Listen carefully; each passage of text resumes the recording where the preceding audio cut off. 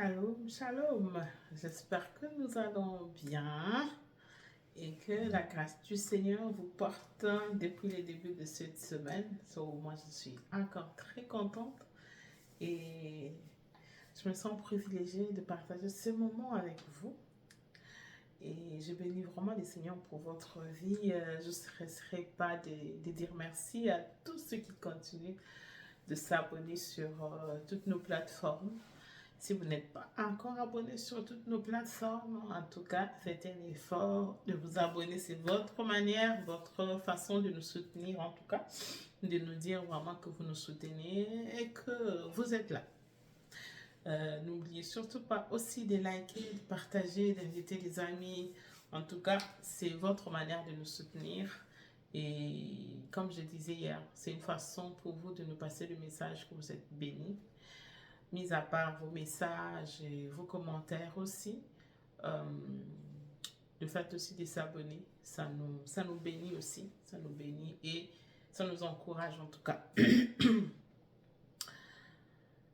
Ce matin, mon cœur bat, mon cœur bat, mon cœur bat pour toi qui me regardes, parce que je voudrais vraiment que tu te retrouves dans le bon moment, que ton mariage soit heureux, oui.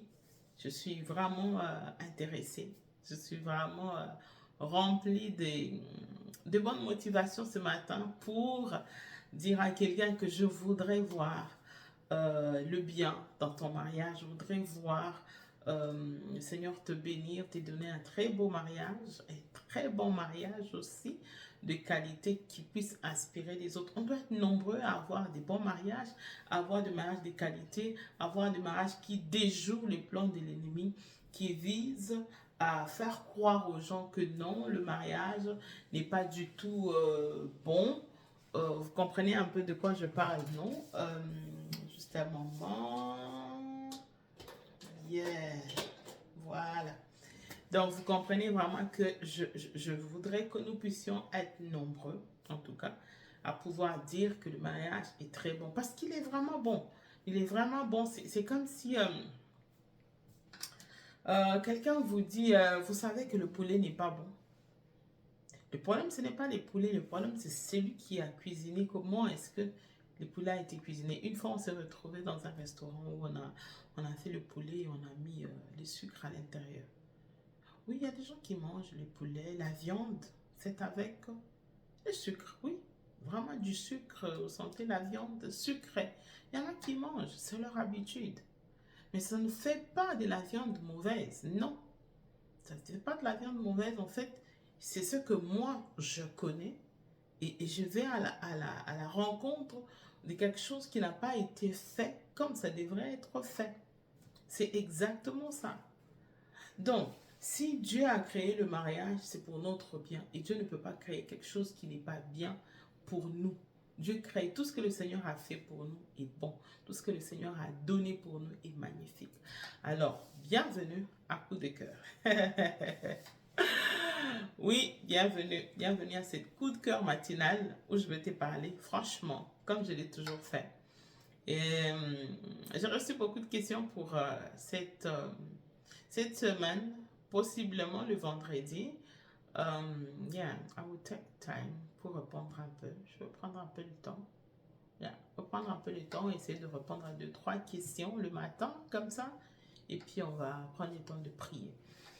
Alors, pour aujourd'hui, je ne vais pas trop faire le rappel. Vous savez que j'ai parlé des valeurs, j'ai parlé de vraiment assurez-vous que vous faites un bon match et tout. Je vais ajouter quelque chose d'important aussi. Parce que comme vous le savez, je l'ai dit hier, je disais que lorsqu'on est fiancé, c'est le moment où chacun fait en sorte que l'autre le voie bien.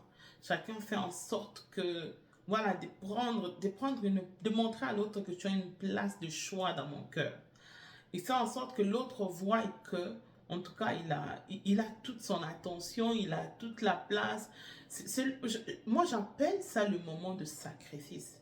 Oui, le moment où on est prêt à faire les sacrifices. Vous savez, quand on tombe amoureux, euh, on commence, voilà, parfois quand on est même au téléphone, on oublie les minutes que l'on fait au téléphone.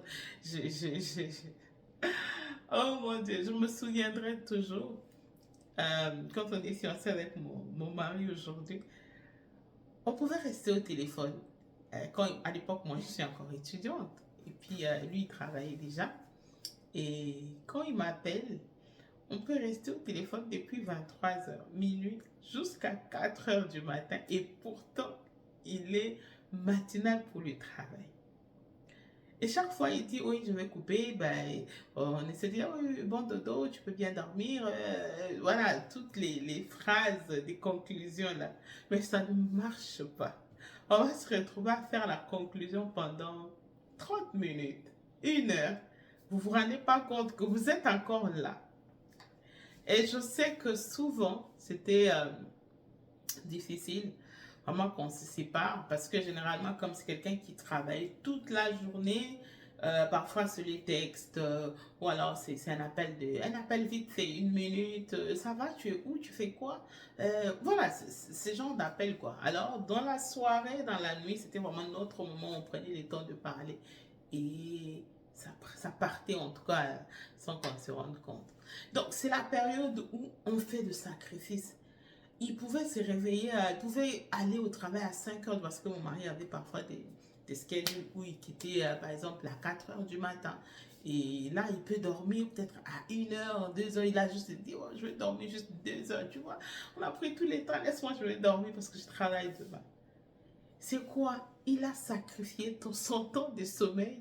Il n'arrivait pas à dormir parce que écoute, il doit être là pour la... Donc, c'est un temps où on se sacrifie en fait.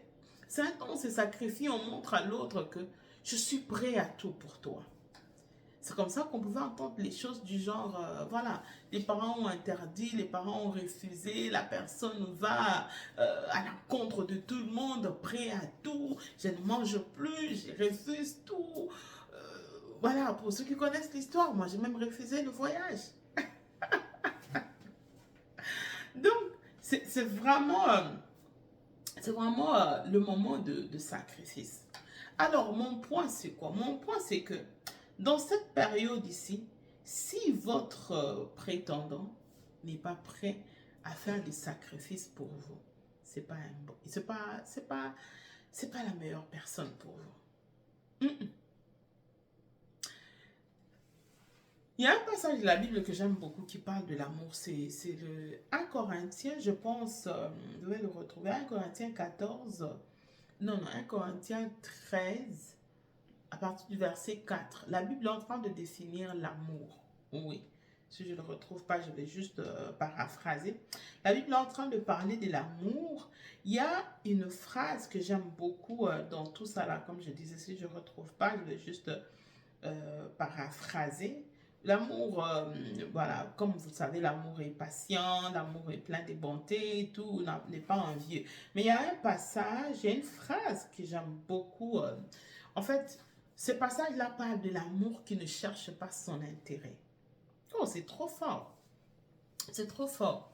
Je le dis comme ça parce que je parle aux chrétiens qui partagent les valeurs chrétiennes.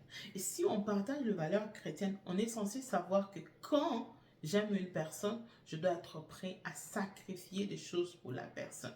Si cette personne, si vous êtes dans la, comment je vais dire, vous êtes dans votre cheminement, vous êtes déjà fiancé et tout, vous ne voyez aucun sacrifice de la part de l'autre.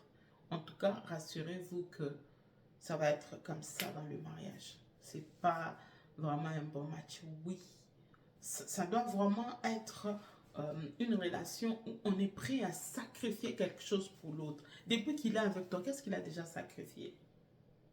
Parce que quand vous regardez même le mariage, la Bible dit, l'homme quitte son père. Ah, il quitte son père et sa mère pour s'attacher. Il perd quelque chose. Il sacrifie quelque chose. Il abandonne les siens. Quand je dis le mot abandon, c'est pas comme si il fait plus partie de la famille. Il fait toujours partie de la famille, mais il quitte quand même. Quand on parle du mariage, c'est un monde de sacrifice. Alors, pour savoir que cette personne sera prête à sacrifier ce que le mariage demande pour que ça s'appelle mariage, alors cela doit commencer dans le fiançailles. Il doit au moins sacrifier. Qu'est-ce qu'il le sacrifie depuis que vous êtes ensemble? A-t-il déjà sacrifié quelque chose pour vous? Et c'est quoi qu'il a déjà sacrifié? C'est quoi qu'il a déjà sacrifié? C'est comme même de l'argent, c'est un sacrifice. Je me souviendrai toujours de mon... Je ne parlerai que de moi, comprenez-moi.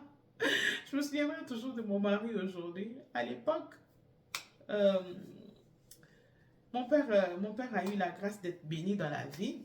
So, vous comprenez que tout ce qui est le moyen financier, c'était pas du tout un grand problème pour moi. Comme on dit, c'est big deal. Non, c'était pas vraiment un grand problème pour moi. Et lui, c'était encore un jeune qui venait de commencer sa carrière professionnelle en fait. Et je vous dis, pendant toute la période où nous sommes fiancés, mon mari à l'époque trouvait toujours le moyen pour me donner de l'argent. Et moi, je savais que c'était un grand sacrifice pour lui. Parce qu'il n'en avait pas beaucoup. Non, il n'en avait pas beaucoup. Je peux vous révéler son salaire à l'époque parce que ce n'est plus le cas. Il touchait à peine 250 dollars le mois. Et moi, j'ai géré l'argent, plusieurs milliers d'argent que j'ai géré en nom de mon père. Mais ça ne lui disait rien. Lui trouvait le plaisir de m'en donner encore plus. Mais ce qui était curieux, c'est que c'était toujours quand j'étais dans le besoin. Oui, c'était toujours quand j'étais dans le besoin. Je me souviens que je ne sais pas quelle est la situation. Voilà, j'ai perdu l'argent. J'avais je pense que c'était quelques milliers de dollars, je ne sais plus c'était combien, 1000 quelque chose de dollars que j'avais perdu. C'était l'argent de mon père que j'ai géré et tout. Alors j'avais cet argent-là, je ne sais plus pourquoi je gardais ça sur moi. Et j'ai eu une aventure en route, je voulais aider quelqu'un. Et la personne, c'était vraiment, voilà, on m'a fait les jeux des passe-passe et j'ai perdu de l'argent. Et c'est moi qui prenais soin de tout ce que... J'avais tellement déjà fait les dépenses, envoyé l'argent, ce que tu devais envoyer chez mon père.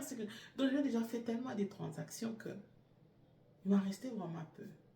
Quand il a entendu, il est venu dans la nuit là, parce que ça s'est passé vers 19h, et lui il était au travail. Quand il finit son journal des 19h à l'époque, il court jusque chez nous à la maison. Il me trouve, j'étais en pleurs, j'ai pleuré, je pleurais. Il me prend dans ses bras. Il me sort 100 dollars. C'était beaucoup d'argent. Parce que pour quelqu'un qui touche 250 dollars le mois, il sort 100 dollars directement. Il me dit, regarde ça, ça va aider pour des petites choses en attendant que papa puisse couvrir et tout ça, tout ce qu'il faut faire, mais ça va aider pour des petites choses, ça et là. Ça m'a tellement touchée et je suis restée là, j'ai pleuré. Ça n'a pas suffi. Les lendemains, vu que j'avais perdu mon téléphone, il vient, il me rajoute 100 dollars. Il me dit, je ne sais pas quelle est la marque de téléphone que tu aimerais, mais je n'ai pas voulu t'acheter le téléphone. Je préfère que toi-même tu aies acheté. Pendant que mon père n'était pas mort, mon père est vivant jusqu'aujourd'hui. Mon père devait acheter un nouveau téléphone, mais lui, il a préféré que ça soit un téléphone qui vient de lui. Je savais que ça l'avait beaucoup coûté. Bon, quand je dis beaucoup, ça l'avait beaucoup coûté. Enlevons cela. Mon mari à l'époque, qui était mon fiancé, pour ceux qui connaissent le monde de journaliste, c'est vraiment que c'est des gens qui sont tout le temps, ils travaillent tout le temps, on va dire, ils sont tout le temps occupés, ils ont un peu comme les schedules, comme les gens du gouvernement, parce qu'ils travaillent avec les ministres, les députés, voilà. Et il était tellement sollicité pour les gens qui connaissent mon mari quand il a travaillé au Congo. Voilà, il était un peu très connu dans les milieux un peu politiques et tout, et les gens appréciaient beaucoup le travail qu'il faisait. Ce qui fait que il était tout le temps en voyage, tout le temps parti et tout. Voilà, ça fait. Et puis, les schedules du travail étaient très compliqués parce que quand tu fais le chemin de 6 heures, tu quittes à la maison à 3 heures du matin. Quand tu fais donc, c'était vraiment, voilà, c'est vraiment plein. Alors, à l'époque, il m'a dit, je sais comment je vais faire. Les dimanches, on se voyait toujours après les cultes. Mais il avait mis un programme qu'il respectait chaque semaine. Chaque vendredi, on se voyait chez nous à la maison. Peu importe ce qui arrive dans la journée, fatigué ou pas, et peu importe, il venait, même s'il est 23 heures, il passe à la maison même pour 5-10 minutes. Et tout le monde savait, papa, maman, tout le monde savait que non. Chaque vendredi, son fiancé vient, ils vont rester là, même 5 minutes, même quelques minutes. Est-il que il devait me voir coûte qu'il coûte. La première des choses, le respect de la parole. Ça, je l'ai vécu. J'ai vu comment, quand il te donne sa parole, il fait en sorte de respecter cela. Je me souviendrai encore une fois, il pleuvait. Il pleuvait et c'était pas vraiment agréable tout. Il est venu jusqu'à la maison. Je vais vraiment préciser ici, il n'avait pas encore de voiture. Pas du tout. Il n'avait pas de voiture. Et c'était vraiment un grand sacrifice pour lui. Il venait là et c'est pourquoi j'ai toujours béni le Seigneur pour sa vie. Qu'est-ce qu'il sacrifie pour vous? Qu'est-ce qu'il sacrifie? Qu'est-ce qu'il est prêt à sacrifier? Il me faisait passer en premier, alors que pour être vrai ou pour être sincère, parfois certaines choses pour lesquelles il me faisait passer avant lui, j'en avais. Mais je voyais en lui juste les plaisirs, la joie de vouloir me montrer que je suis prêt à être ton mari. Je suis prêt à être celui qui va se sacrifier pour toi. Je suis prêt, je suis prêt. Et je vous dis, même jusqu'aujourd'hui, nous les vivons. Je ne vais pas donner les contextes de notre vie actuelle, mais je vois cette vie de sacrifice jusqu'aujourd'hui. S'il y a une chose et que l'un de nous doit profiter, mon mari, je sais déjà que mon mari va me dire non, c'est toi, t'inquiète, prends, c'est pas là. Donc, c'est pas, ça ne me surprend pas. C'est quelque chose qui a commencé depuis que nous sommes encore fiancés. Si ta femme, ta future femme, ton futur époux n'est pas encore prêt à sacrifier quelque chose pour vous, c'est pas ça. C'est pas un, it's not a big deal. C'est pas ça. Pas du tout. C'est pas vraiment ça. Et ici, je m'aurais plus parlé pour les femmes. Je vous dis, si un homme n'est pas prêt à sacrifier quelque chose pour vous, il ne le sera pas. Il ne le sera pas du tout. Je ne donnerai pas trop d'exemples très sensibles et tout, parfois même pour ce qui concerne le choix. C'est vraiment quelqu'un qui est prêt pour vous défendre, qui est prêt pour prendre vraiment les devants et dire non, on ne touche pas ici. Parce qu'en faisant ça, il prend le temps d'accepter les balles et tout. J'ai vu mon époux me défendre dans beaucoup de choses. Dans certaines choses que je ne peux même pas commencer à étaler. C'est que le Seigneur nous accorde la grâce. On va commencer à faire des émissions sur les saisons dans le mariage. Nous commencerons avec nous. Par la grâce de Dieu, on va en faire avec différents couples selon que le Seigneur nous conduira. Mais, juste pour vous dire que quand vous êtes dans les fiançailles et que vous ne voyez aucun sacrifice, alors vous êtes en train de passer à côté. Sincèrement, c'est la chose la plus importante parce que le mariage, c'est le sacrifice. Il faut sacrifier des choses pour vivre dans le mariage. Il faut sacrifier les amis. Il faut sacrifier certaines amitiés. Il y a des gens, tu étais peut-être une fille qui avait beaucoup d'amis garçons. Quand tu t'es marié, tu dois sacrifier ça. Tu avais peut-être une amie, juste un friendship, c'est pas, il n'y a rien, pas d'autres arrière-pensées derrière. Vous avez toujours été amis.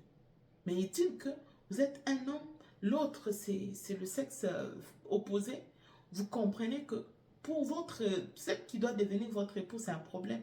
Vous devez sacrifier cette relation-là. Vous devez sacrifier cette relation. Si vous ne le faites pas, alors c'est votre mariage que vous allez mettre en jeu. On parle même des habitudes, des caractères. Quelqu'un qui n'est pas prêt à sacrifier des petites choses dans votre quotidien quand vous êtes encore fiancé. Ne vous mentez pas, je peux vous dire vrai, il ne sera pas prêt. Il ne sera pas prêt. Et quand on est en mode je suis prêt à sacrifier quelque chose, c'est là qu'on peut dire qu'on aime l'autre. Parce que tout ce que nous sommes en train de chercher, c'est l'amour. Même le monde cherche l'amour. Mais l'amour que vous donnez à l'autre, vous le définissez comment? C'est pourquoi vous verrez que la Bible parle, il n'y a pas un plus grand amour que celui de se sacrifier pour les autres. C'est ce que Jésus a fait. Or, l'homme est appelé à être à l'image de Christ. Si l'homme n'est pas à l'image de Christ, il ne sait pas aimer sa femme comme Christ aime son Église, vous passez à côté. L'homme, l'amour de l'homme se manifeste par le sacrifice qu'il fait pour les autres. Oui, principalement pour son épouse et pour sa femme. S'il ne se sacrifie pas pour vous, vous qui êtes sa future épouse, vous pensez qu'il va faire les sacrifices pour les enfants que lui ne portera pas, que vous allez engendrer.